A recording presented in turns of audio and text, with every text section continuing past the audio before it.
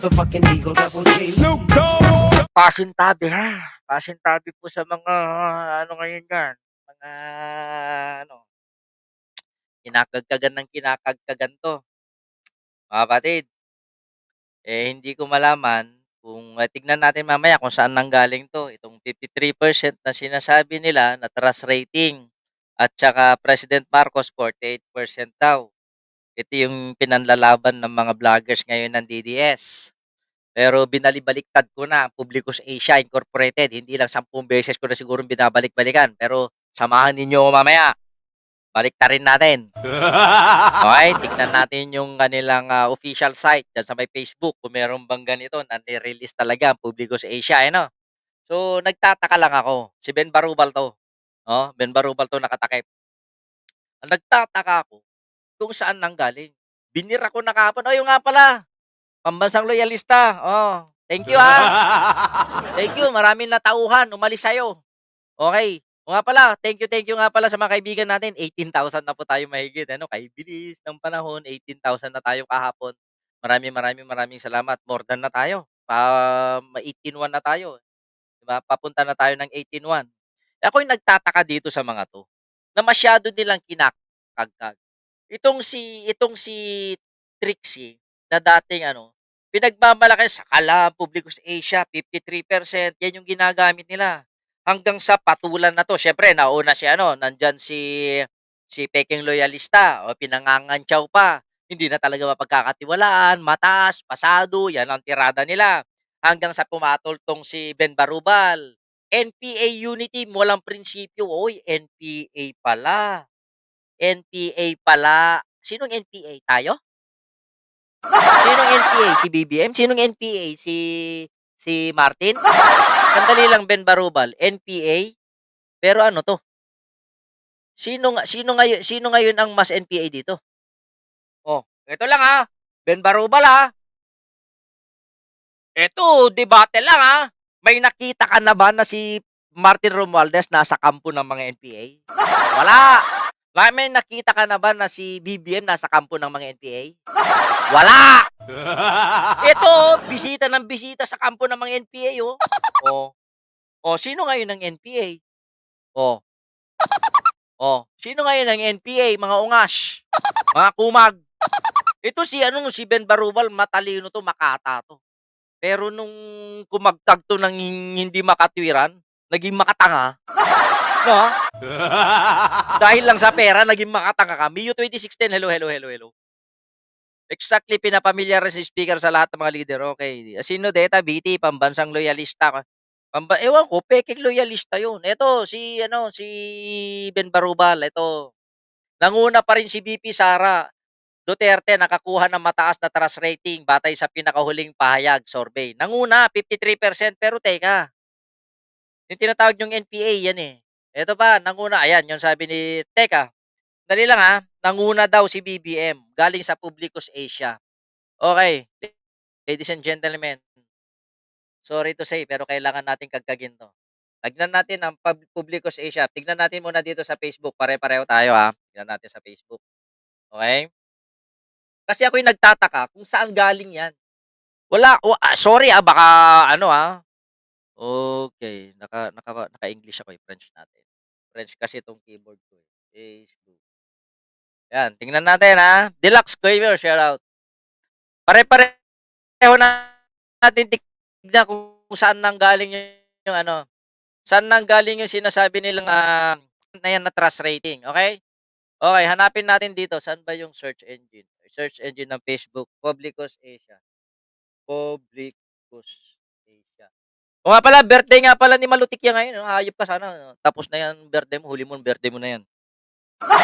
Ito, Publicus Asia. Tignan natin. Okay. 13 hours ago, mga kapatid. Hinahanap natin yung 53% ha. Hinahanap natin yung 53%. Okay. Dalakihan ko lang yung layout natin para makita natin, mga kapatid. Yan. Done. Nandun ako sa baba, sa gilid. Okay, tignan natin to. 13 hours. Tayo na, happy birthday daw. April 12, wala yan. Okay, ito yung mga latest posting ng Publicus Asia. Mercy Gelano, hello. Okay, noong 1 day ago, Eto yung posting, wala yung trust rating. 3 days ago, eto yung pahayag, ito yung overall performance of all members, yung buong gabinete. Spokesjet Channel, thank you, thank you, thank you, thank you. Maraming salamat. Ito yan 61%. Yung sinasabi nila na ilang porsyento, 48%, wala akong makitang 48% eh.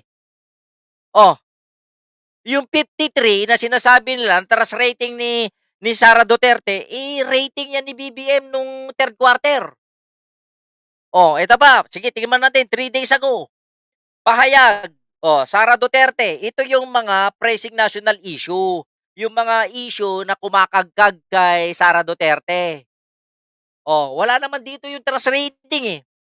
December 12, announcement ng pahayag fourth quarter. 3 days ago, wala rin 'to, chineck ko rin 'to, yun din yung laman. Yung performance of all ito yung sinasabi nila, 2 days ago. Galing ito sa Friends of Rudy Duterte. Hindi ito galing sa Publicus Asia. Okay? Dito nila kinuha. Wala ito sa Publicus Asia. Pero Friends of Rudy Duterte ay may gawa. Gawa-gawa lang ng mga Friends of Rudy Duterte. Okay?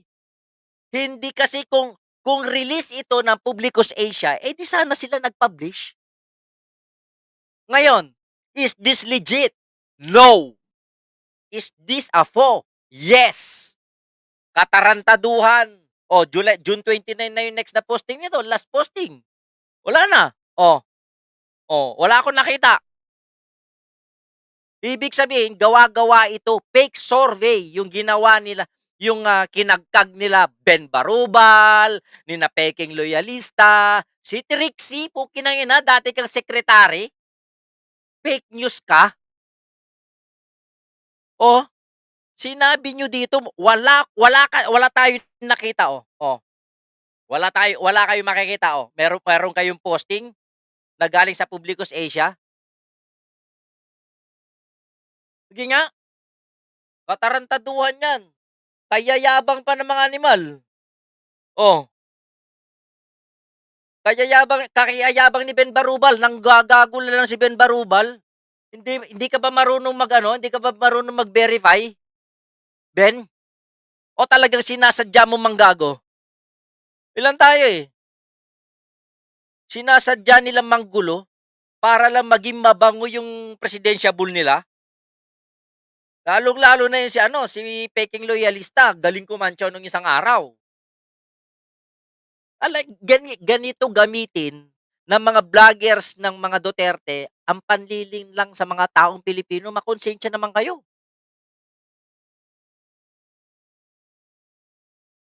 Diba? Kasinungalingan, gawa-gawa, sino kaya may gawa? Ito, malinis Hindi naman about trust rating ang sinorbe ng Publicus Asia. It's about the overall performance of all members of President Duterte. President Marcos. Kasama na dyan yung departamento na hinahawakan ni Sara. Walang trust rating. Ito yung kinakagkag nila. Ito yung mga pinangnanakot nila. Okay, bibigyan natin ng hilig ng mga tarantado. Okay. Mayas Vlog, shoutout. Okay, sabihin na natin, mas mataas talaga. Kunwari lang, mas mataas talaga ang trust rating ni Sara. So what? Pero hindi. Paano naging mas mataas ang trust rating ni Sara kung magbabase tayo sa performance, mas marami naniniwalang magandang performance ni BBM. 'Di ba? Pinakita ko na 'yan kahapon. Bumaba nga si Sara from 62 to 59, bumaba ng 3. Paano pagkakatiwalaan yung ng tao yung hindi naman naniniwala na maganda ang trabaho nito? Come on, DDS, huwag kayong manlinlang. Nanlilinlang kayo sa mga gawa-gawa niyong survey. Ito pa, pangalawa, kung Jose Rizal, shoutout. Kung sakali man na mas mataas talaga ang porsiyento ni Sara Duterte, bakit hindi ba namin puwedeng pagdudahan ng publiko sa Asia? Putang-ina, tao nila si Malutikya. Oh, gaano ka-integridad? May indignidad ba yung survey? Pero wala nga, eh. Wala ngang trust rating na pinag-uusapan. Saan kayo namulot?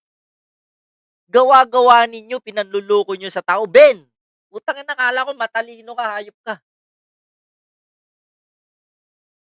Wala ka na. Naindoktrinahan ka na ng kababuyan dahil sa pera. Ba? Buti nalulunok mo yung kinakain mo. Buti naipapakain mo sa pamilya mo yung galing sa kalokohan. Ah,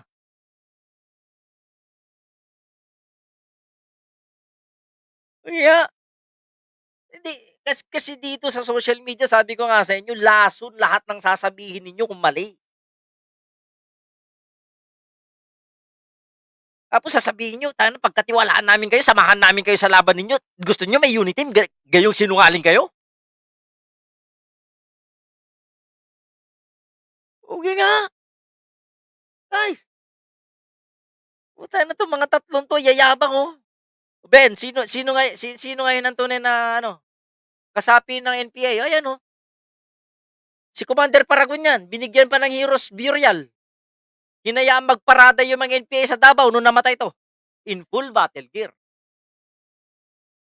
Oh, sino ngayon ang tunay na NPA? Sino ngayon ang supporter na tunay ng NPA? Saan galing 'to? Putang ina, sinong gumawa nito?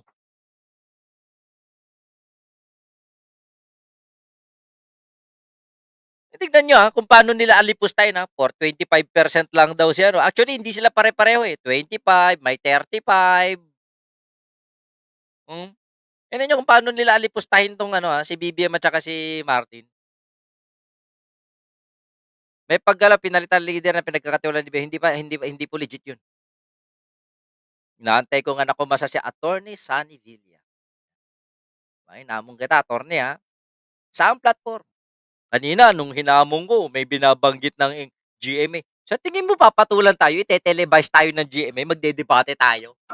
Bugo, kabugo. Patungkol nga dun sa nangyaring assembly. Bylaws daw, pag-usapan namin, pagdebatehin namin yung bylaws. Sige, kasako. Bylaws lang pala ng Partido Federal, eh. Tapos sasabihin niya, wala daw akong alam. Sa tingin mo, sasama ako sa isang partido na hindi ko inaalam yung mga karapatan ko, obligasyon ko, hindi ko alam ang bylaws ng Partido Federal? Damn, masyado ka naman pang maliit kahit na abogado kita, di kita aatrasan, brad. Sasabihin ko sa'yo, kung sa debate lang,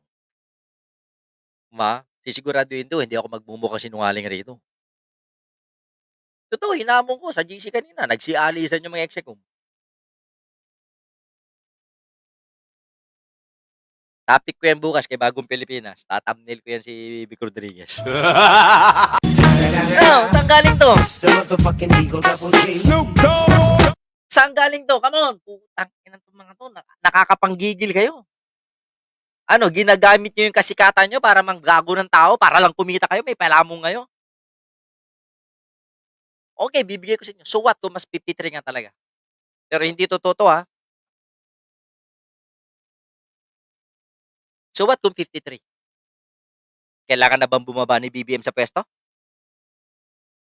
Matitigil na ba ang kanyang pagiging presidente kung 48 lang ang kanyang trust rating? Kung totoo nga, pero hindi totoo 'to, 'di. Sinungalingan 'tong mga 'to, lilintik kayo, lakas ng tama ninyo. Tignan ninyo kung paano gamitin. Ilang subscriber ni Ben Barubal? Nagkamali pa ako kay Peking Loyalista, akala ko 100K plus, 92, 92K.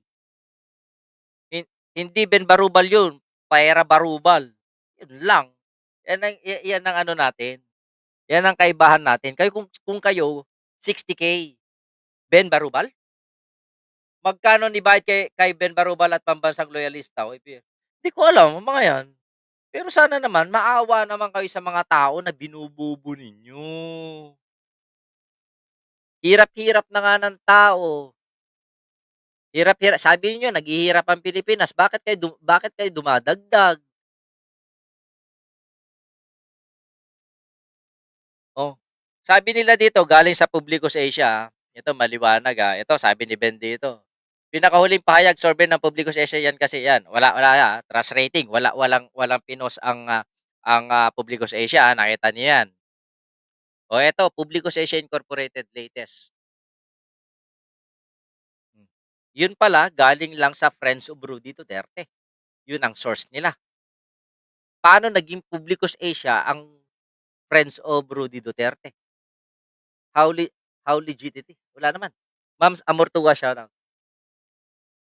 Ito yung katarantaduhan ng mga 'to. Nagpalakas lang naman kayo sa mga loyalista tapos ngayon kami nabibirahin ninyo. Parang si Bongo din 'di ba, laging kasama ni Digong. Ewan ko ito si Tuldok. Tuldok ba?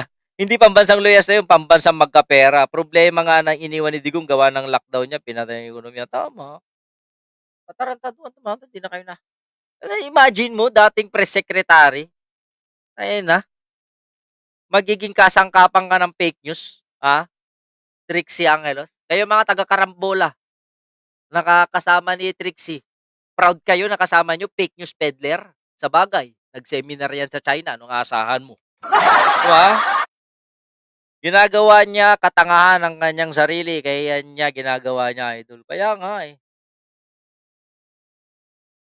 O baka naman umaasa si peking loyalista at saka si Ben Barubal na pumunta rin ng China mag-seminar, kaya nagpapakitang gilas. Tanginang fake news 'tong mga 'to. Madali lang gumawa ng ganitong graphics. Madali lang 'yan. Pero ang hinahanap natin yung legitimacy, yung integrity, yung katotohanan. Putang ina, ito yung ano ko, eh, ba, kung hinahayaan ni Vice Presidente yung ganitong kasinungalingan, ano pa ang kaya nilang gawin? Ano pa ang hindi nila kayang gawin 'pag presidente na si Sara? Tayo ano 'yan, maglalathala na sila ng ano, death certificate, papatay na yung buhay na tao? O baka naman maglalathala na sila na patay na ang gobyerno?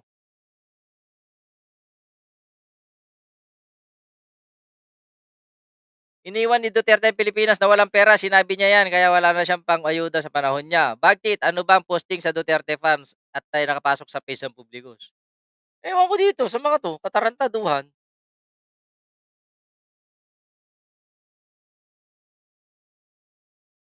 Hanapin natin, ito,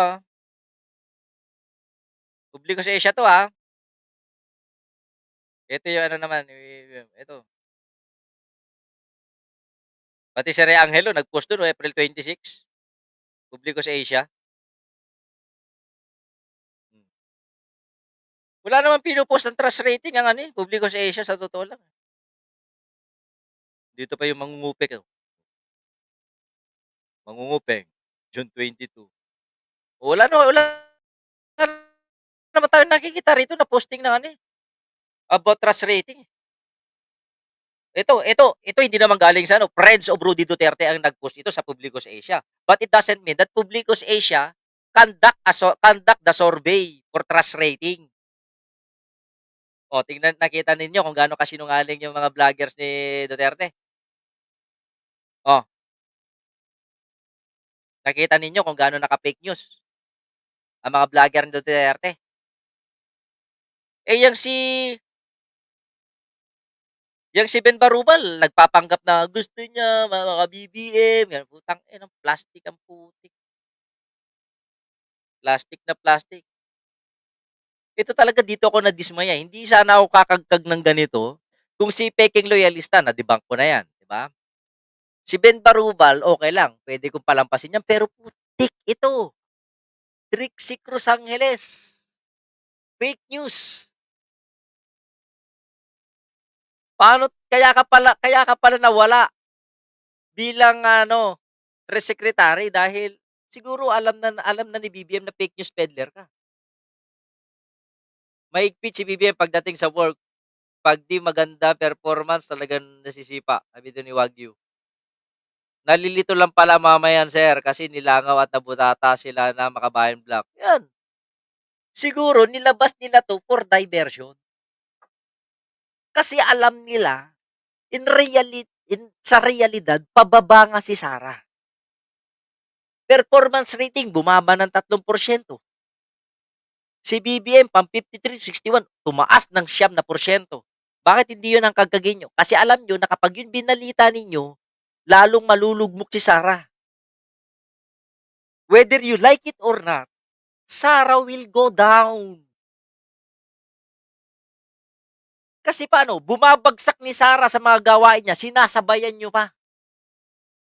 Mga vlogger ni Sara mismo ang nagdidiin para bumagsak siya. Oh, na-witness natin lahat mga kapatid, ha. Walang hokus-pokus, okey? Nagtataka lang talaga ako kahapon pa, eh, talagang lahat sila bumanat, eh. Kinantyawan ng kinantyawan si Martin, kinantyawan ng kinantyawan si BBM, eh, putang ina nasaan 'to? Wala akong mahanap halos mabaliktad ko na ang Google. Aba, aba'y sana all kung may 100,000. Pero kung ako magkakaroon ng 100,000 hindi ako magiging fake news. Mas lalong paigtingin ko yung pagiging good news. O baka naman bayad nga sila para magsinungaling, yun lang. Yes, I believe. Carlito Biernes, shout out. Gano'n nila katarantado, not only, hindi lang mga loyalista ang ginagago nila. Ginagago nila sariling kapwa nila DDS. Kannibalism ang nangyayari. Iginigisa nila yung sarili nilang kasama para maniwala sa mga kasinungalingan nila. Imagine nyo, pinapaniwalaan nyo, sinusuportahan nyo, tapos lulukuhin kayo. Oh, mas masakit pa yan sa iniwan ng jowa pa kaysa ano, sa niloko ka ng jowa mo. Mga katarantaduhan 'tong mga 'to. Ayan, nakita ninyo, ha. It's the motherfucking Oh. Eagle Double G. Oh, na-debunk natin 'yan, ha.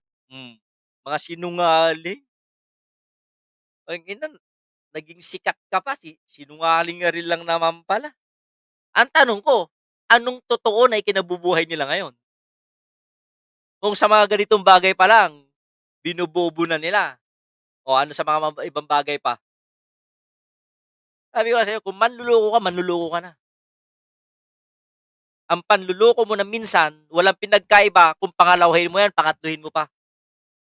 Once na ginawa mo na panloloko, kahit minsan na manloloko ka na. Eh, tulad nung dalawang 'to, 'tong nagkakagkagan na 'to, ito.